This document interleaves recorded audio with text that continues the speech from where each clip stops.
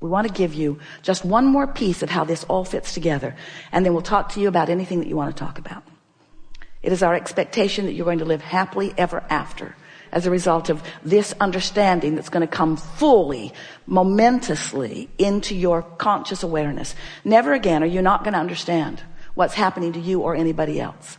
You're going to understand the laws of the universe so vividly that you will never again wonder why it's happening to you the way it is, why it's happening to anybody else the way it is. And further, you're going to gain control, not all at once, not in one day at the fair, but you're going to gain control of your own vibrational output. And when you do, you will access the leverage of the energy that creates worlds, and you will find yourself with that magical energy and power and alignment and vitality and invincibility that you were born to experience. It's who you are.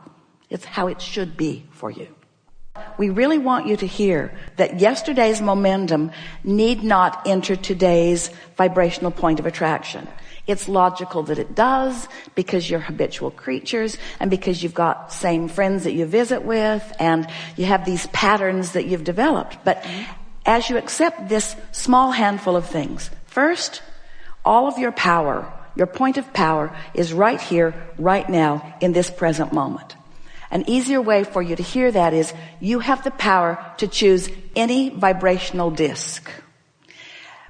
You have the power to do it. You have the choice to do it, but you don't have sometimes the skill to do it yet, because law of attraction is yielding to you the vibrational equivalent of the momentum that you've already gotten established. So if you could accept from us, we are not kidding you at all, at all, at all. Yesterday's momentum has no power in today unless you reach into yesterday and today reactivate the thought of yesterday. Do you believe that? Yes. So when you get up and you know about this disc, and you know about thought, and you know about the 17-second rule, and we're not talking about food on the floor.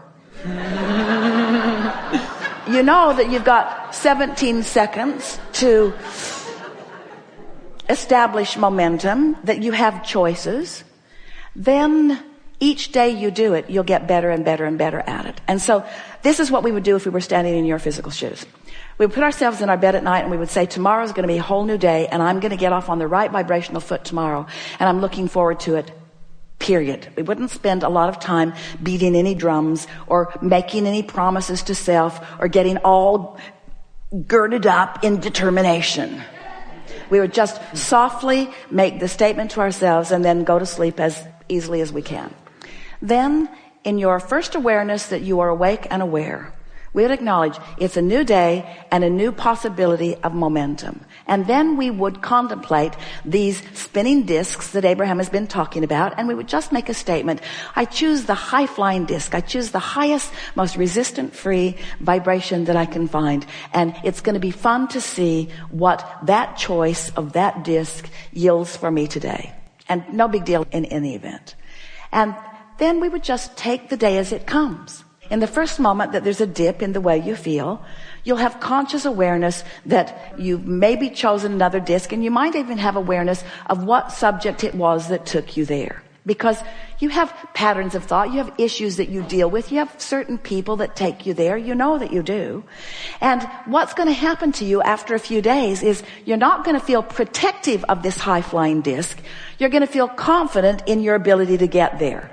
Maybe for a while not confident in your ability to stay there, because life happens and you got stuff going on and there's momentum and there's people that you're dovetailing with, and some of them are easier to stay with than others. But gradually you'll begin to choose those conversations with others that are likely to keep you there and avoid those conversations that are not. But in the avoiding, there is the actual choosing of the other. So you can't walk through your day and say, I'm not going to talk to you, because that person shows right up.